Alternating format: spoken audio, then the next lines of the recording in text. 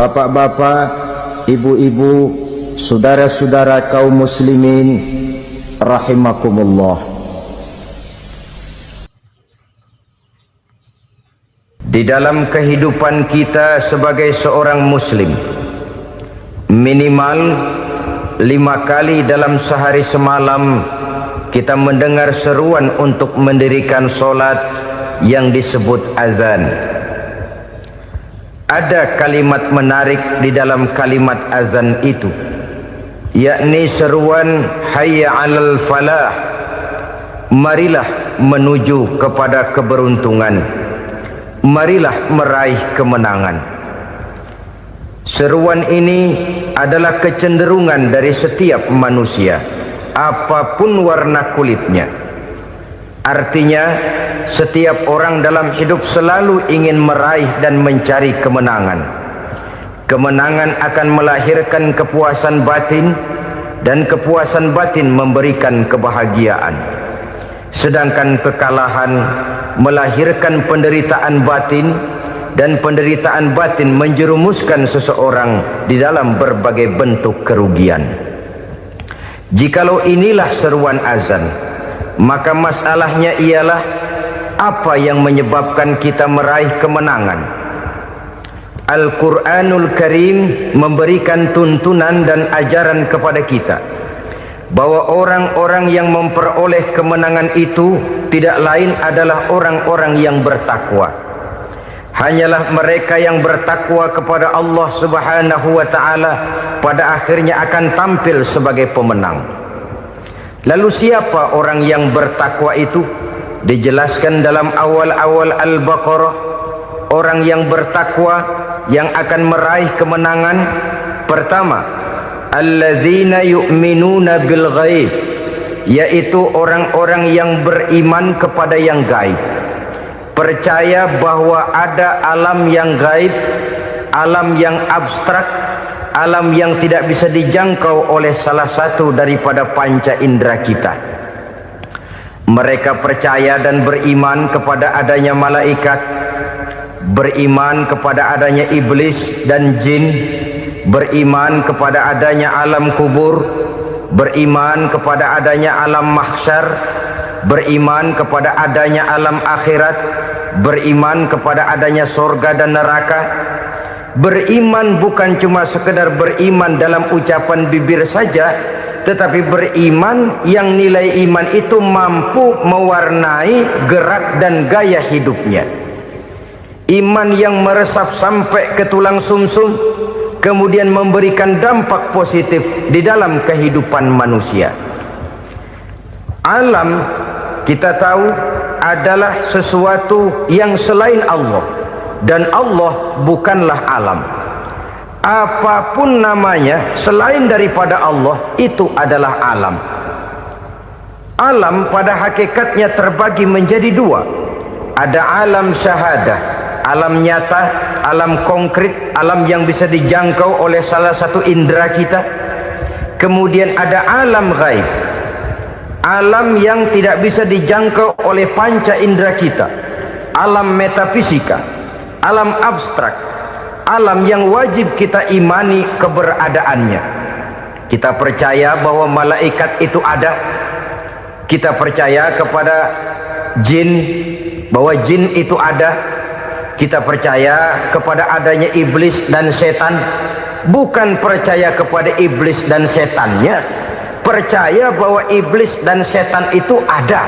Itu termasuk salah satu daripada sifat orang yang bertakwa kepada Allah.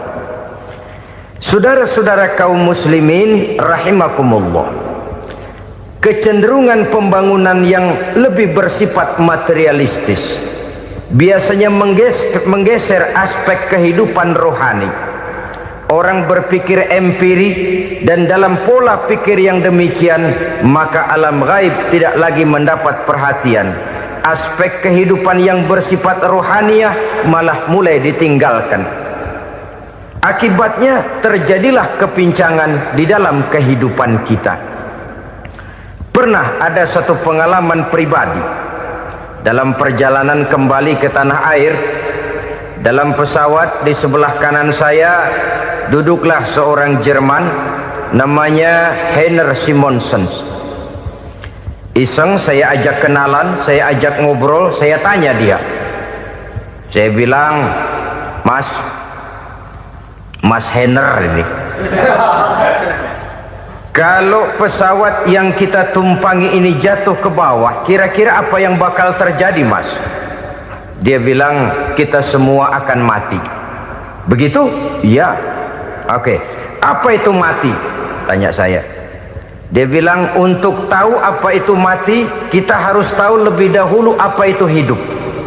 Saya pikir nih bule bisa ngomong juga. Baiklah, kata saya. Apa hidup menurut Anda itu? Oh, hidup itu dia bilang, kalau seluruh anggota badan kita bekerja secara normal, paru-paru memompa darah secara normal, jantung berdetak secara normal, sel-sel tubuh bekerja secara fit, dan organisme tubuh hanya mau bekerja secara normal, dia bilang, kalau kita memberi makan yang cukup, menu yang teratur, dan gizi yang lengkap. Saya bilang, kesimpulannya apa, Ner? Dia jawab, hidup adalah dari tangan ke mulut. Life is from the hand to the mouth, kata dia. Hidup adalah dari tangan ke mulut. Jadi masalah hidup tidak lebih daripada masalah isi perut. Orang pergi pagi, pulang sore, peras keringat, banting tulang, perut yang dibelain. Saya bilang, you are wrong. Sampean salah, Ner. Kamu orang Islam bukan? Bukan. Pantas. Kenapa saya salah? Dia bilang, ya jelas salah. Salahnya di mana? Kamu ini manusia. Kalau hidup cuma dari tangan ke mulut, saya bilang, kambing di kampung saya juga begitu pikirannya, Ner.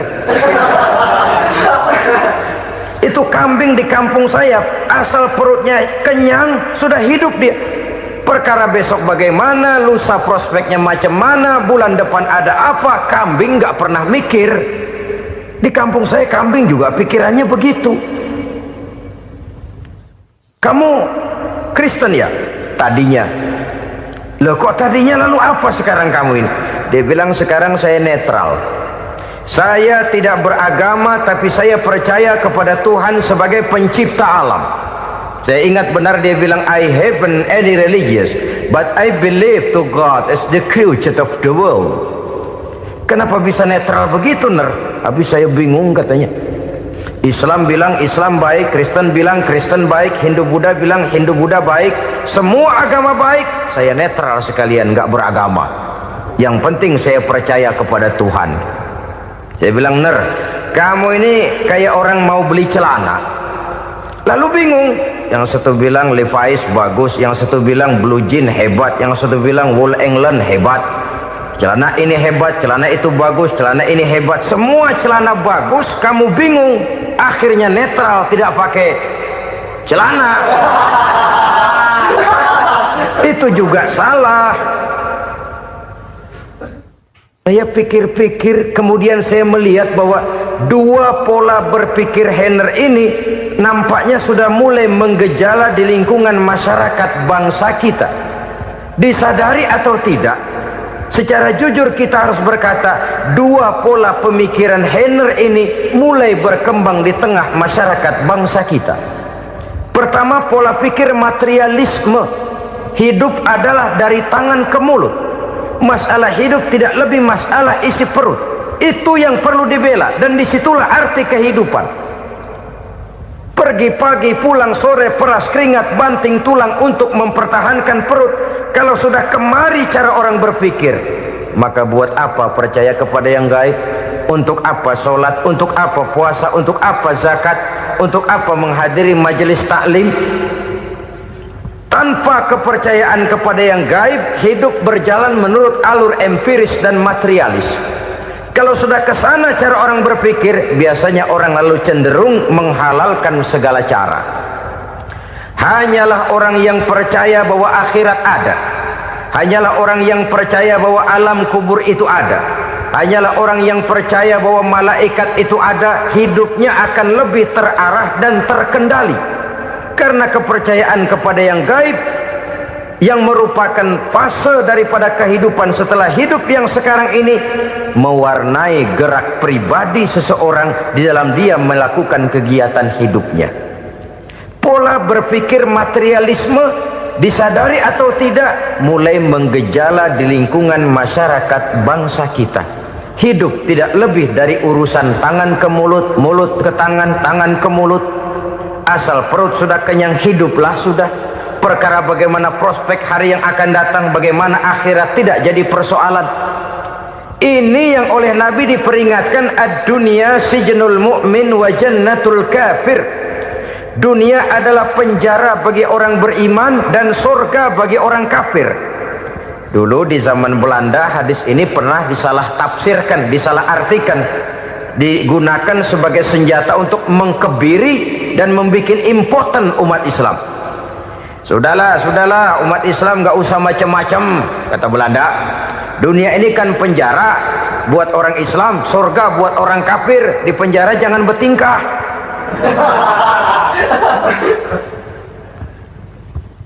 Pengertiannya tidak begitu.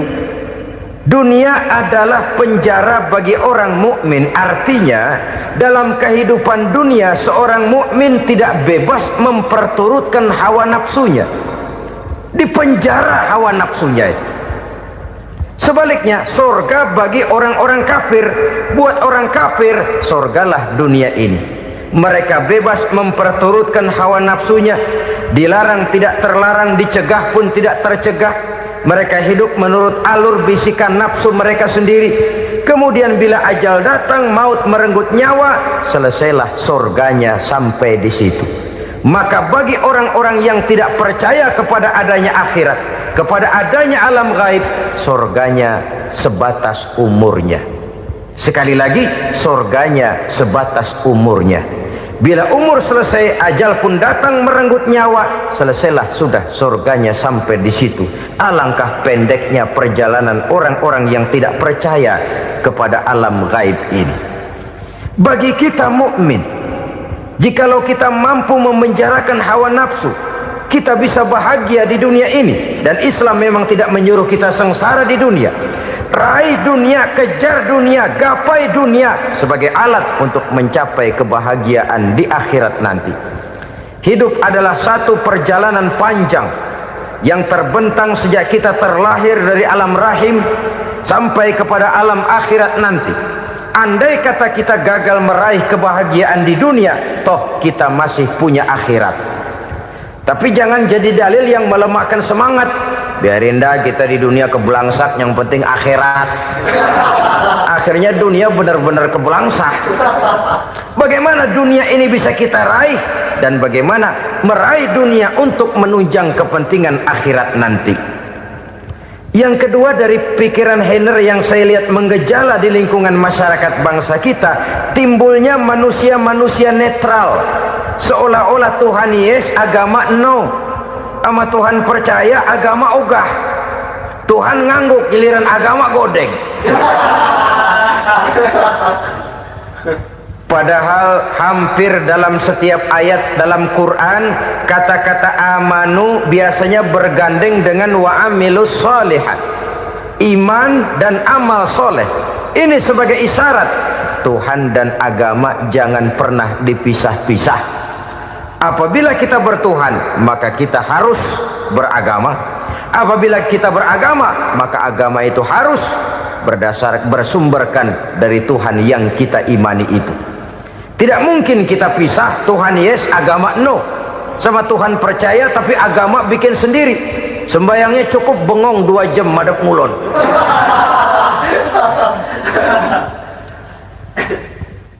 Saudara-saudara kaum muslimin rahimakumullah.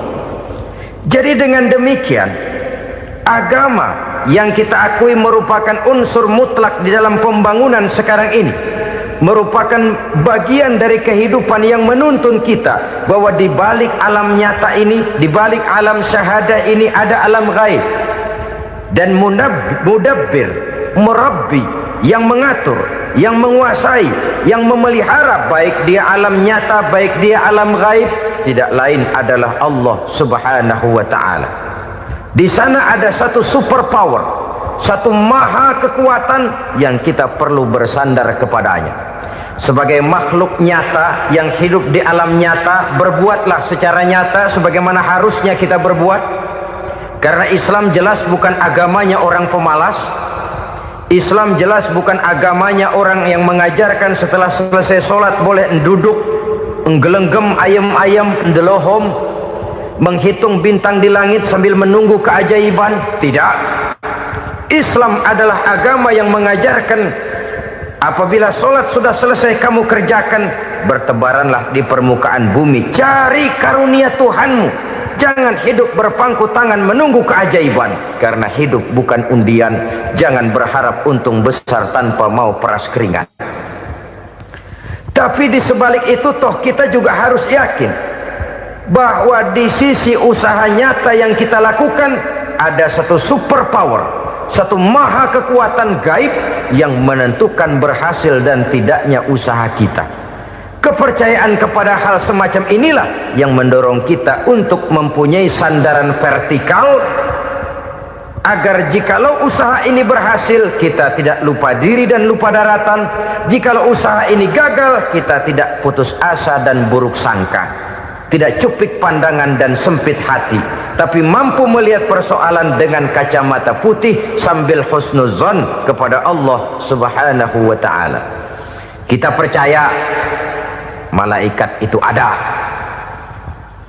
yang namanya Raqib dan Atid, mengawasi gerak hidup kita sampai kepada gerak hati kita. Ini memberikan sugesti agar kita berhati-hati, tidak sejengkal tanah pun kita bisa berlindung dari pengawasan Raqib dan Atid. Ada Munkar Nakir yang akan menyoal kita di alam kubur. Ada malaikat Malik, penjaga neraka. Ada malaikat Ridwan yang menjaga surga. Kita percaya kepada adanya jin, kita percaya kepada adanya setan, iblis. Percaya kepada adanya, bukan mempercayai si setan, si iblis lalu menjadikannya sebagai teman. Tidak. Percaya bahwa mereka itu ada dan merupakan makhluk Allah yang gaib, yang diciptakan Allah Azza wa Jalla. Kepercayaan kepada alam gaib memberikan motivasi terhadap gerak lahir manusia, sehingga dengan motivasi kepercayaan kepada yang gaib, gerak lahir jadi lebih terarah, jadi lebih terpelihara. Pernah seseorang bertanya, "Pak, apakah adanya akhirat bisa dibuktikan secara ilmiah?" Saya bilang tidak bisa, tidak bisa. Kenapa? Karena yang berangkat nggak pernah pulang kembali lagi. Kalau dia pulang kemari bisa kita tanya bagaimana enak di sono. Cuma secara moral saya katakan, lebih beruntung orang yang percaya kepada akhirat daripada yang tidak. Sekarang saudara percaya akhirat ada, lalu saudara baik-baik di dunia, sholat, puasa, zakat, menolong orang lain, menebarkan kebajikan. Saudara mati, andai kata akhirat tidak ada, toh dalam hidup saudara sudah berbuat baik, paling tidak nama saudara akan dikenang sebagai orang baik. Sebaliknya, saudara percaya, kata saya, bahwa akhirat tidak ada, lalu hidup semau-maunya, tenggelam dalam maksiat dan munkarat, menentang Allah, tidak mau ruku dan sujud, lalu saudara mati, kemudian akhirat ada, ayo mau apa? Bekal tidak punya. Jadi secara moral lebih beruntung orang yang percaya kepada adanya akhirat daripada yang tidak percaya. Dan itu alam gaib yang tidak bisa dibuktikan secara eksat. Jangankan untuk membuktikan seperti itu, dalam kehidupan sehari-hari saja yang kita rasakan tidak selalu berbentuk toh. Angin, bagaimana sih bentuknya angin? Kita tidak tahu. Merah, buktinya kalau dikerok merah. Yang merah itu kulit, yang kulit kita bukan anginnya. Sakit, rasa sakit itu ada, tapi bagaimana bentuk sakit kita nggak pernah tahu. Kalau kita makan cabai pedas, bagaimana bentuk pedas itu tidak ada, tapi rasa ada. Bentuk pedas hijau, cabenya bukan pedasnya. Tidak semua yang kita rasakan bisa kita gambarkan dalam bentuk yang konkret. Oleh karena itu, sekali lagi bahwa kepercayaan kepada alam yang gaib mampu memberikan satu sugesti yang menata kehidupan seseorang lebih lurus, lebih terarah, dan lebih terkendali. Maka wajar kalau kepercayaan kepada yang gaib mengantarkan seseorang untuk meraih kemenangan. Kenapa? Dia percaya kepada yang gaib, bahwa akhirat ada, bahwa alam kubur ada, bahwa pertanggungan jawab itu ada. Maka dia lalu tidak hidup saenae udele dewe gitu loh. Tidak hidup menurut seleranya sendiri, terarah, teratur. Ini cirinya yang pertama. Orang bertakwa yang akan meraih kemenangan, mereka beriman, mereka percaya kepada yang gaib. Bahkan hal-hal konkret saja selalu berangkat dari yang gaib. Saudara-saudara, para remaja, para pemuda sekarang ini tidak pernah tahu toh siapa yang akan jadi teman hidup saudara. Kita bisa saja ngerancang, mentargetkan, tapi toh akhirnya yang namanya jodoh bukan kekuasaan kita.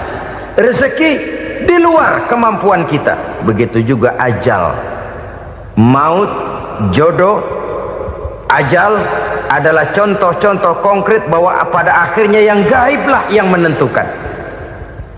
Bertahun-tahun ngelancong, emang jodoh seret nggak jadi.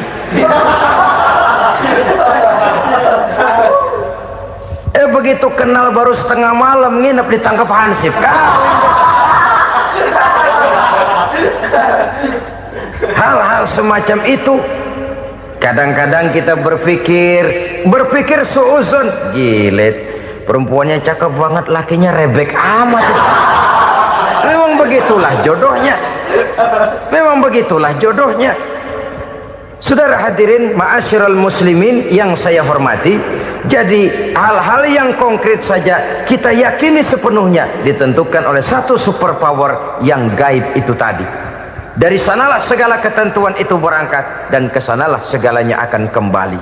Maka kepercayaan kepada yang gaib meluruskan gerak hidup seseorang dan itu akan mengantarkan dia kepada meraih kemenangan. Satu. Yang kedua, wa yuqimuna shalah. Orang bertakwa yang akan meraih kemenangan itu adalah orang-orang yang mendirikan sholat. Kenapa sholat mengantarkan orang untuk meraih kemenangan? Yang jelas, inna sholata tanha anil fahsya'i wal munkar. Sholat mampu mencegah manusia dari perbuatan keji dan munkar. Banyak filsafat hidup yang terkandung di dalam sholat ini. Sejak kita wudhu sampai kita menghadap ke arah kiblat, sampai kita melakukan gerak-gerak sholat, bacaan-bacaan yang ada di dalam sholat, lalu sampai kepada mengucapkan salam. Banyak filsafat hidup yang terkandung di dalam sholat. Umpamanya saja, setelah takbiratul ihram mulai kita dengan sholat dalam posisi berdiri, diajarkan dalam kitab-kitab fikih agar kita melihat ke arah tempat sujud. Ini kan filsafat kehidupan. Kalau kamu sholat dalam posisi berdiri, lihat tempat sujud.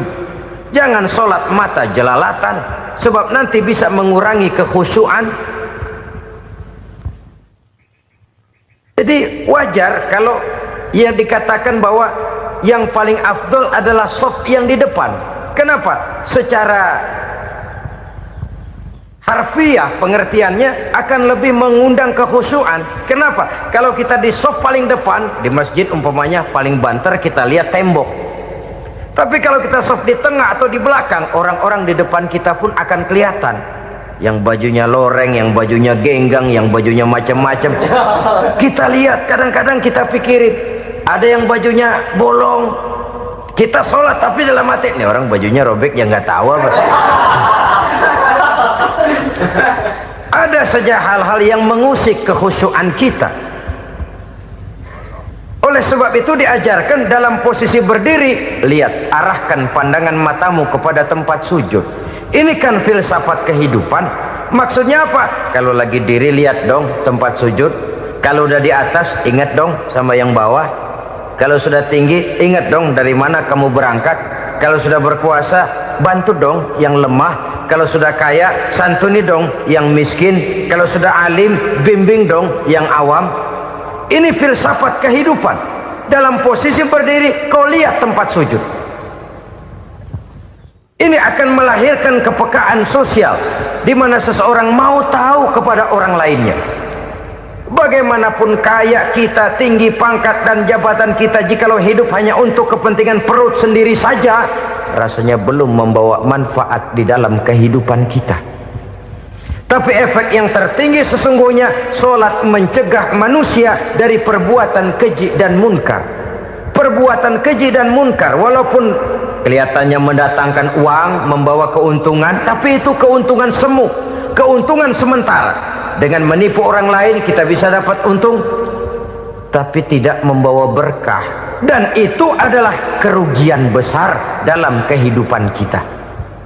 Maka untuk meraih kemenangan harus dimulai dengan membentuk kepribadian yang tegar, memiliki sandaran vertikal yang langsung kepada Allah Subhanahu wa ta'ala, dan itu hanya bisa kita tempuh melalui jalur ibadah formal yang sudah ditentukan Allah, yakni solat yang 5 waktu.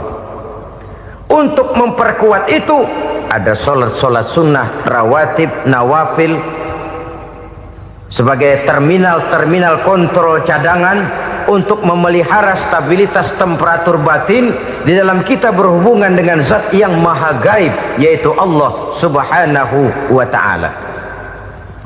Orang sering bertanya, Pak, itu tetangga saya nggak sholat, duitnya nggak habis-habis, Pak. Nggak sholat tapi mobilnya tambah terus, nggak sholat tapi usahanya makin maju. Tapi di sisi lain ada orang yang rajin sholat, rezekinya butak bener, anaknya mana kurus mana korengan.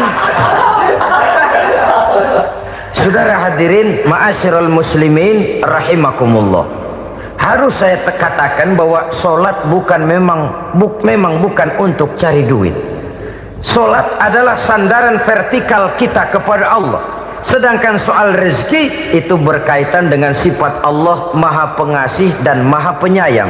Allah maha pengasih, siapapun dikasih kalau mau usaha. Allah maha penyayang, tidak semua orang disayang oleh Allah Azza wa Jalla. Dan belum tentu banyak harta itu merupakan nikmat, mungkin juga istidraj. Artinya istidraj itu dikasih tapi diambulin, kalau bahasa Betawinya itu. Dikasih tapi diambulin, itu bukan merupakan nikmat, sesungguhnya lebih merupakan azab dari Allah Subhanahu wa ta'ala.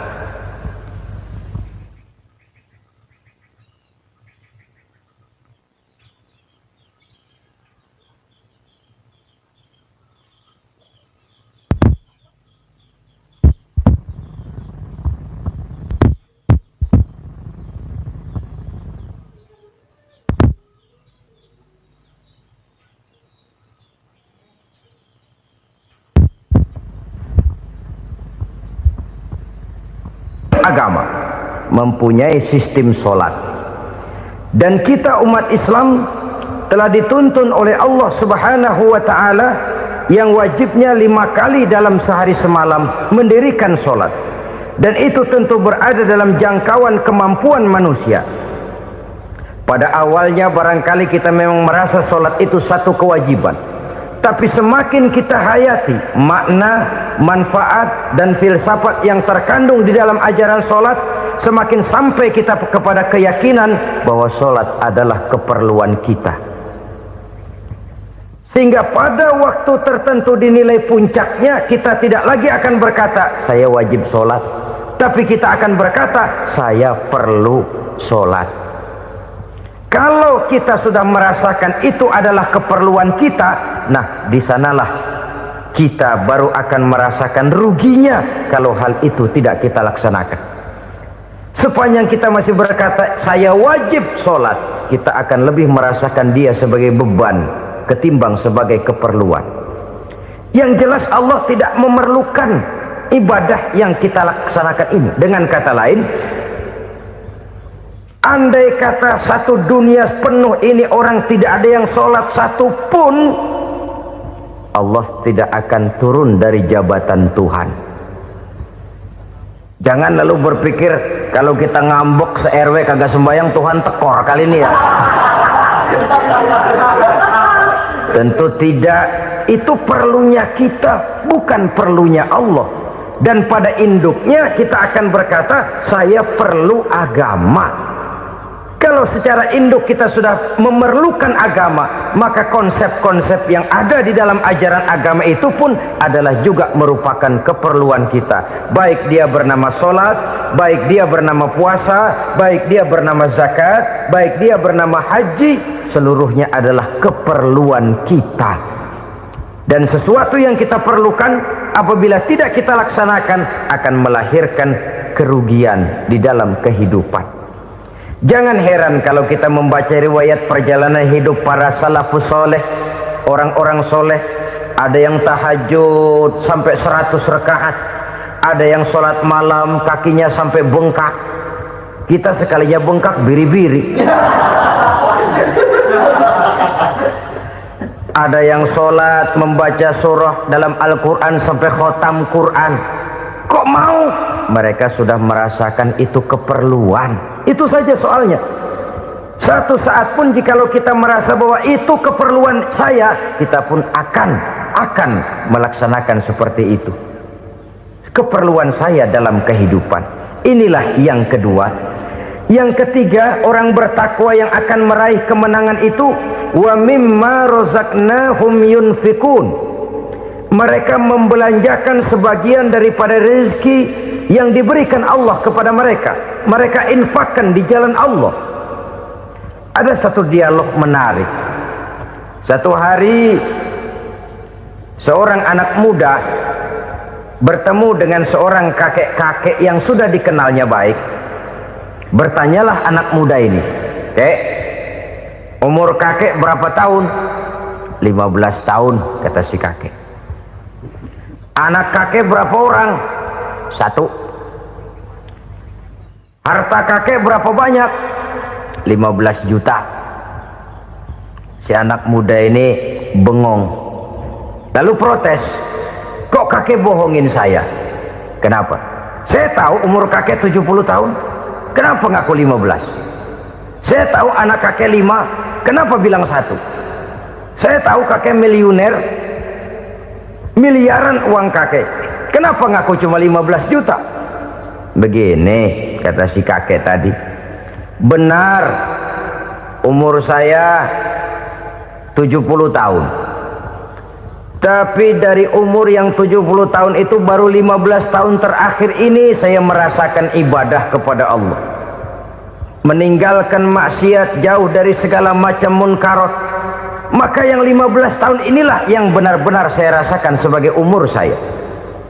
Benar anak saya 5, tapi yang 4 susah diatur. Cuman 1 rasanya nih yang bakal jadi si buah hati belahan jantung pelanjut cerita penerus sejarah. Cuma 1 ini yang saya harapkan, yang akan jadi anak soleh, yang akan membuat saya menerima pensiunan pahala. Kalau yang 4 apek dah, nggak ada harapan. Yang 1 nyekek botol melulu. Oh begitu, iya. Lalu kenapa kakek bilang harta kakek cuma 15 juta padahal saya tahu kakek uangnya miliaran, depositonya banyak? Ya karena 15 juta itulah yang saya ingat yang pernah saya belanjakan di jalan Allah. Saya merasa itulah harta saya yang sebenarnya. Yang miliaran yang saya simpan di bank kelak, kalau satu saat saya mati akan jadi rebutan di antara anak-anak saya. Iya kalau anak saya soleh kayak yang 1 ini. Kalau yang 4 tadi udah tulen dia bakal berantem dah berebut tuh. Jadi 15 juta yang saya belanjakan di jalan Allah inilah yang saya merasakan benar-benar harta saya yang sesungguhnya. Dialog ini patut menjadi bahan renungan kita bersama. Diberikan kita umur 40, 50, 60, 70, 80. Berapa tahun dari umur yang diberikan itu yang jalan mulus, yang kita gunakan untuk melaksanakan ibadah? Banyak harta kita simpan di bank, di lemari, di dompet, di tas. Tapi berapa yang sudah kita depositokan di jalan Allah yang akan menemani kita di hari kita kembali nanti? Maka orang bertakwa yang akan meraih kemenangan, wa mimma razaqnahum yunfikun, mereka membelanjakan sebagian dari rezeki yang diberikan Allah di jalan Allah subhanahu wa ta'ala. Ma'asyiral muslimin rahimakumullah, zahirnya memang kita memberikan kepada orang lain, tapi hakikatnya kita menyimpan untuk diri kita sendiri. Kita memberikan kepada yatim piatu 25.000, zahirnya kita memberikan si yatim, hakikatnya kan kita cuma nyimpan. Saya berikan, titip kepadamu, ini untuk saya di akhirat. Kau boleh belikan baju, kau boleh belikan untukmu makan, kau boleh bayarkan sekolahmu, ini untuk saya. Hakikatnya kita nyumbang masjid 1 juta, zahirnya kita berikan kepada panitia masjid, tapi hakikatnya kan cuma titip 1 juta ya, untuk saya di alam kubur nanti. Silahkan kau boleh belikan semen, ini uang, belikan besi, belikan pasir, saya cuma sekedar titip untuk kepentingan saya. Hakikatnya kita cuma sekedar menitip. Sebagaimanapun pada hakikatnya, apapun yang kita miliki dalam kehidupan kan cuma sekedar hak guna pakai, bukan hak milik mutlak. Harta kita, rumah kita, kendaraan kita, kebun kita, pabrik kita, hak guna pakai saja. Hak milik mutlak cuma untuk Allah subhanahu wa ta'ala. Saudara-saudara kaum muslimin rahimakumullah, ini yang ketiga. Kemudian yang keempat, orang-orang bertakwa yang akan meraih kemenangan, allazina yu'minuna bima unzila ilaika, mereka yang beriman, mereka yang percaya kepada apa yang telah diturunkan kepadamu Muhammad, ay Al-Quran, yakni Al-Quranul Karim. Setelah percaya kepada yang gaib, mendirikan solat, kemudian menginfakkan sebagian dari rezeki yang diberikan Allah, mereka juga lalu percaya kepada yang diturunkan terhadap Nabi, yaitu tidak lain Al-Quranul Karim. Sekali lagi di sini, percaya bukan hanya sekedar percaya saja, tetapi percaya lalu menjadikan Al-Quran itu sebagai pedoman hidup. Sebab memang Al-Quran itu adalah GBHM, garis-garis besar haluan muslim. Apa yang harus kita lakukan, apa yang harus tidak kita lakukan, bagaimana mestinya kita bertingkah laku dan berbuat, seluruhnya tercantum di dalam Al-Quranul Karim. Itu sebabnya ketika satu hari Aisyah ditanya bagaimana akhlak Rasul, beliau menjawab, kana Rasulullah sallallahu alaihi wasallam khuluquhul Quran. Akhlak daripada Rasulullah tidak lain adalah Al-Quran. Jawaban simpel ini memberikan gambaran bahwa keseluruhan daripada konsepsi Quran sudah diterjemahkan dalam kehidupan Rasulullah sallallahu alaihi wasallam. Karena kita tahu akhlak adalah keseluruhan dari gerak hidup manusia, sejak ia berpribadi, berumah tangga, bertetangga, bermasyarakat, sampai kepada berbangsa dan bernegara. Al-Quran tetap memberikan sentuhan nilainya. Oleh karenanya, orang-orang yang bertakwa adalah orang-orang yang menjadikan Al-Quran sebagai pedoman dalam kehidupannya. Dan kita yakini Al-Quran diturunkan kepada Nabi Muhammad bukan merupakan produk Nabi Muhammad. Isi dan redaksinya langsung dari Allah subhanahu wa ta'ala. Kemudian cirinya yang kelima, orang bertakwa yang akan meraih kemenangan itu, wa ma unzila min qablika, tidak hanya sekedar percaya kepada yang diturunkan terhadap Nabi Muhammad yaitu Al-Quran, mereka juga percaya kepada apa yang pernah diturunkan kepada para nabi, kepada para rasul sebelum Nabi Muhammad. Percaya kepada adanya suhuf, percaya kepada adanya Taurat, percaya kepada adanya Injil, percaya bahwa Allah dahulunya sudah menurunkan Taurat kepada Musa, percaya bahwa Allah sudah menurunkan Injil kepada Isa, percaya Injil ada, Taurat ada, diturunkan Allah untuk Isa dan Musa, tetapi tidak wajib mengamalkannya karena kita sudah diberikan Al-Quranul Karim. Ini yang perlu saya garis bawahi. Kita percaya Allah telah menurunkan Injil dahulu kepada Isa. Kita percaya bahwa Allah telah menurunkan Taurat dahulunya kepada Nabi Musa. Kadang-kadang ini dijadikan dalih, dikacaukan pengertiannya. Quran saja mengajarkan bahwa orang yang bertakwa harus percaya kepada Injil, maka pakailah Injil. Apalagi kalau ayat sebelumnya ditilap, dihapus, dihilangkan, Injilnya yang ditekankan, maka akan terjadilah penekanan yang salah arah. Karena salah arah akhirnya bisa merusak dan menghancurkan akidah. Ketika Rasul suatu saat pernah ditanya orang, "Ya Rasul, bagaimana sikap kita sebagai muslim terhadap Injil yang ada sekarang?" Beliau menjawab, "La tukadzibuhu jami'an wa la tusaddiquhu jami'an." Jangan didustakan seluruhnya, jangan juga dibenarkan semuanya. Artinya, ini sudah merupakan gambaran dari Rasul bahwa dalam Injil yang ada sekarang masih ada ajaran-ajaran tauhid yang dibawa oleh Nabi Isa dan diajarkan kepada umatnya. Tapi juga dalam Injil yang sekarang ini sudah terkena intervensi dan investasi manusiawi. Karena itu Rasul menyimpulkan, la tukadzibuhu jami'an wa la tusaddiquhu jami'an. Jangan didustakan semua, jangan dibenarkan seluruhnya. Kita memang percaya Allah telah menurunkan Injil kepada Nabi Isa dulu, tapi kita tidak wajib mengamalkan Injil. Kita percaya Allah telah menurunkan Taurat kepada Nabi Musa, tapi kita tidak wajib mengamalkan kitab ajaran Taurat. Yang wajib kita percayai dan kita amalkan hanyalah Al-Quranul Karim. Kenapa? Oleh karena baik yang ada di dalam Taurat, baik yang ada di dalam Injil, tentu tercakup di dalam Al-Quran sebagai kitab terakhir yang diturunkan oleh Allah Subhanahu wa Ta'ala. Dan itu wajar. Kalau seorang pejabat mau mengeluarkan satu keputusan baru, tentu dia harus meninjau keputusan-keputusan lama. Andai kata dianggap tidak berlaku, dianggap tidak relevan lagi, maka keputusan-keputusan lama itu tentu sudah dianggap tidak berlaku. Sebagian daripada aturan-aturan dalam keputusan lama yang masih dianggap relevan tercantum dalam keputusan baru yang wajib diamalkan. Begitulah hubungannya antara Al-Quran, Taurat, Zabur, dan Injil.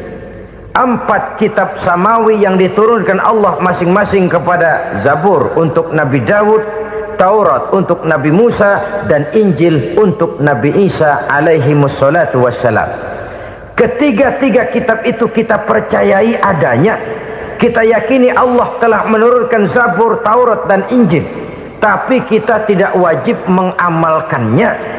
Yang wajib kita mengamalkannya sekarang ini tidak lain hanyalah Al-Quranul Karim saja, karena ia mencakup apa yang ada di dalam Zabur, apa yang ada di dalam Taurat, dan apa yang ada di dalam Injil. Keotentikannya bisa dipertanggungjawabkan. Ya, tapi kan Nabi Muhammad sudah mati 14 abad yang lalu, dan di zaman beliau Al-Quran kan belum dikodifikasikan, belum ditulis. Bagaimana keotentikannya bisa dipertanggungjawabkan? Mudah saja. Allah berjanji, inna nahnu nazzalna dzikra wa inna lahu lahafizun. Kami yang menurunkan Al-Quran dan kami yang akan menjaga dan memeliharanya. Allah turunkan Quran, Allah menjaganya. Bagaimana cara Allah menjaga Al-Quran itu? Banyaknya orang-orang yang hafaz Al-Quran. Hafaz Al-Quran 30 juz, 114 surah, 6.666 ayat. Sehingga jangankan satu kata Jangankan satu ayat, satu kalimat saja berubah sudah akan timbul reaksi dan mudah dimengerti. Kenapa? Banyak orang-orang yang hafaz Al-Quran. Sedangkan pada setiap akhir tahun biasanya malaikat Jibril selalu mengadakan checking terhadap ayat-ayat yang diturunkan pada waktu itu. Di zaman Nabi sendiri sudah ada usaha kodifikasi. Dan yang lebih luar biasa lagi, sampai hari ini tidak seorang pun mampu membuat satu ayat saja semacam Al-Quran. Ke bahasa manapun dia diterjemahkan, naskah aslinya tetap ikut, rujukan dasarnya tetap ada. Berdasarkan itu maka tidak mungkin terjadi penyelewengan terhadap atau pemalsuan terhadap ayat-ayat Al-Quranul Karim. Kesuciannya, keotentikannya, kemurniannya bisa dipertanggungjawabkan. Ma'asyiral muslimin rahimakumullah. Oleh karenanya, konsepsi dasar daripada ajaran Islam ini memang tidak lain adalah Al-Quran dan Sunnah. Isi daripada agama Islam yang merupakan iman, Islam dan ihsan, konsepsi dasarnya tidak lain adalah Al-Quran dan Sunnah Rasulullah Sallallahu Alaihi Wasallam. Maka yang kita perlukan sekarang ini adalah terjemahan Al-Quran di dalam kehidupan kita. Dengan demikian, maka gaya kehidupan yang lebih Qurani itulah yang kita dambakan. Kita perlu memang terjemahan Quran dalam bahasa Inggris, dalam bahasa Belanda, dalam bahasa Jepang, tapi yang lebih kita perlukan adalah terjemahan Quran di dalam kehidupan kita. Konsekuen, tidak memanipulasi, ringan sama kita jinjing, berat sama kita pikul. Jangan kalau lempengan ayat Quran tuh kira-kira enak diamalin, keras teriakan kita. Giliran kira-kira ayat Quran itu mukul kepala kita sendiri, diam kita. Itu ciri yang pernah disindir Allah dalam awal-awal Baqarah juga. Ciri beragamanya orang yang munafik. Kullama adha'a lahum masyawfih, kata Allah, wa iza azlama alaihim qamu. Apabila terang mereka jalan, apabila gelap mereka berhenti. Artinya kalau kira-kira di Islam nguntungin, rame-rame pada teriak Islam. Tapi ketika diminta untuk berjuang, ketika dituntut untuk berkorban, rame-rame mengundurkan diri. Nasib agama tidak ubahnya seperti daun pisang yang dikait orang di tepi jalan lantaran tak berpayung di ketika hari hujan. Manakala hujan usailah sudah, daun itu pun dicampakkan di tepi jalan, diinjak pula orang nan lalu. Artinya orang menjadikan agama cuma sebagai lipstick, decoration only, tidak konsekuen. Hanya pada saat-saat kelihatannya Islam membawa keuntungan, rame-rame orang teriak-teriak tentang Islam. Tapi jikalau diminta berjuang, jikalau dituntut untuk berkorban, biasanya rame-rame juga mengundurkan diri. Jangan heran kalau mayoritas hitungan kita, tapi minoritas peranan kita. Kuantitas kita dalam jumlah, tapi dalam kualitas kita lebih sering jadi penonton daripada jadi pemain. Padahal itu sangat tidak boleh terjadi. Umat Islam di Indonesia harus bangkit. Umat Islam di Indonesia harus sadar akan keberadaannya. Tidak boleh hanya jadi penonton berpangku tangan, karena memang agama kita juga mengajarkan untuk konsekuen di dalam menjabarkan ajaran-ajaran daripada agama kita. Kita sering menjadi jatuh menjadi umat yang lemah oleh karena kita ini tidak pandai menggalang kebersamaan yang diakibatkan tidak konsekuennya kita. Diistilahkan bahwa umat Islam di dalam menggalang kebersamaannya itu harus seperti orang main sepak bola. Saudara-saudara kan tahu orang main sepak bola itu.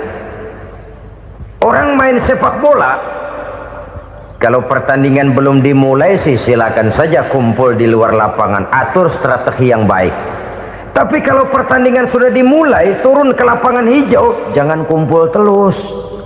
Ada sepak bola gotong royong, mundur-mundur rame-rame, depan ke depan kumpul melulu mainnya. Kalah. Orang main sepak bola itu ya harus ada penyerang tengah, harus ada penjaga gawang, harus ada strikernya, harus ada kiri luarnya, kanan dalamnya yang jadi backnya. Posisi boleh bermacam-macam, tapi yang penting saling ngoper untuk menggolkan gawang lawan. Begitulah umat Islam ini. Boleh ada yang jadi pejabat, boleh ada yang jadi pengusaha, boleh ada yang jadi petani, silakan ada yang jadi seniman, ada yang jadi penyair, ada yang jadi artis sekalipun. Tapi kalau sudah berhasil menguasai bola, jangan lupa operannya. Operan itu yang langka. Kita ini muslim kadang-kadang kalau sudah memegang menguasai bola, kalau belum mau mampus, belum mau ngoper. Nanti kalau sudah nggak punya bola, baru mau ngoper. Kalau sudah dengar-dengar mau dekat pensiun, baru mau jihad, baru mau berjuang, baru mau ngurus pesantren. Tanda tangan sudah tidak laku, memo sudah tidak dihargai, baru mau berjuang. Kemarin kemana mas? Kita tidak pandai memanfaatkan posisi. Dengan kata lain, kalau kembali kepada persoalan kita, konsekuensi kita terhadap agama yang kita anut ini belum ideal. Kita masih lebih sering berislam ini pada saat-saat yang menurut perhitungan kita membawa keuntungan. Tapi kalau diminta berjuang, dituntut berkorban, yang itu pun hakikatnya adalah untuk kepentingan kita juga. Allah tidak pernah menuntut kita untuk jihad bagi kepentingan Allah, itu tidak. Berjuang menegakkan agama Allah, apakah untuk kepentingan Allah? Tidak. Untuk kepentingan kita. Sebab nilai-nilai jihad itu pada akhirnya akan membawa kita kepada suatu kebahagiaan. Setidaknya kalau tidak di dunia, tentu di akhirat sebagai syahid. Oleh karena itu, pada bagian akhir ini saya ingin mengajak, marilah kita konsekuen. Sekali kita berkitabkan Al-Quranul Karim, mari dia kita jadikan pedoman. Jangan cuma kita jadikan sebagai penghias dinding, pelengkap rumah, bahwa di rumah kita ada Al-Quran, tapi yang baca kecoa. Habis pada bolong tuh Quran. Yang penting kan punya Quran. Ditaruh di pintu rumah. Biar apa? Biar kuntilanak kagak masuk katanya. Ya apa itu nasib Quran? Cuma kerjanya jaga pintu, ngusir kuntilanak, ngusir memedi. Bagaimana kita hidup menurut tuntunan Al-Quran? Kadang-kadang tidak pernah menjadi masalah bagi kita. Maka bagaimanakah Al-Quran akan mungkin membawa keberkahan dalam hidup kalau ajarannya kita injak-injak dalam keseharian kita? Mewujudkan gaya hidup yang lebih Qurani, itulah yang akan kita rintis di dalam kehidupan kita, bertahap, step by step, menurut kemampuan yang ada pada kita. Jika jalan ini tidak bisa kita selesaikan, percayalah akan ada generasi penerus yang akan melanjutkan usaha dan cita-cita mulia itu. Jadi percaya kepada Taurat, percaya kepada Injil, sekadar percaya Allah dahulunya sudah menurunkan itu, tapi kita tidak wajib mengamalkannya. Kenapa? Generasi Injil masa berlakunya sudah kedaluarsa. Taurat masa berlakunya sudah kedaluarsa. Injil pernah berlaku untuk orang Nasrani di zaman Nabi Isa. Taurat pernah berlaku untuk orang Yahudi di zaman Nabi Musa. Setelah generasinya berlalu, datang Rasul penutup yang membawa Al-Quranul Karim. Maka Al-Quran itulah yang berlaku menjadi pedoman sampai hari akhir nanti. Jangan jauh dari Al-Quran, karena apabila ini kita lakukan, maka kita akan kembali kepada satu gaya hidup yang jauh dari tuntunan agama, dan itu artinya kita akan semakin jauh untuk meraih kemenangan. Saudara-saudara kaum muslimin rahimakumullah, yang keenam, yang terakhir, orang-orang bertakwa yang akan meraih kemenangan itu wabil akhirati hum yuqinun.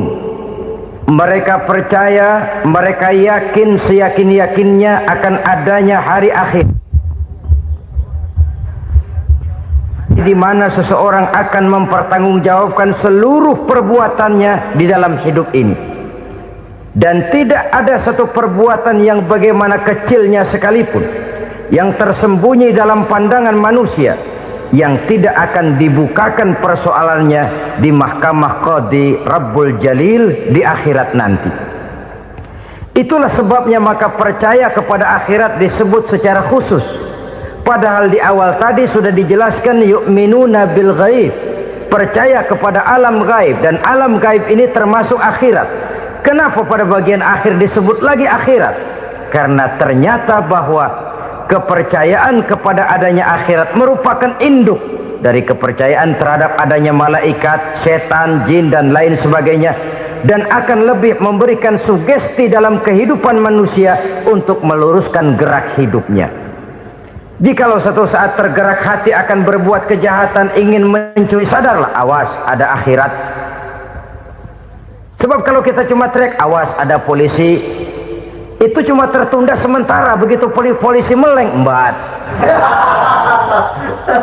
Kalau kita ingin berbuat jahat cuma berteriak awas ada hansip, cuma sementara ketika hansip itu ada. Tapi kalau ceritanya awas ada akhirat, mau menyeleweng awas ada akhirat, mau berjudi awas ada akhirat, mau mencuri awas ada akhirat. Keyakinan yang akan meluruskan gerak hidup manusia sehingga gerak itu jadi lebih terarah dan terkontrol, tidak merugikan baik diri sendiri, lebih-lebih orang lain. Ternyata bahwa kepercayaan kepadanya adanya hari akhirat sanggup menjadi sumber daya kontrol dari kehidupan manusia, sehingga ia tidak terjebak dalam perbuatan maksiat dan munkarat.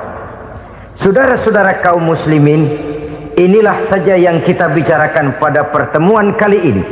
Semoga Allah subhanahu wa ta'ala memberikan kekuatan zahir dan batin kepada kita untuk dapat meraih kemenangan dengan beriman kepada yang gaib, mendirikan solat, membelanjakan sebagian dari rezeki yang diberikan Allah, percaya kepada Al-Quran, beriman kepada kitab-kitab yang diturunkan sebelum Al-Quran, lalu meyakini adanya hari akhirat. Terima kasih atas segala perhatian, mohon maaf atas segala kekurangan. Usikum wa nafsi bitaqwallah. Wassalamu alaikum warahmatullahi wabarakatuh. Waalaikumsalam warahmatullahi wabarakatuh.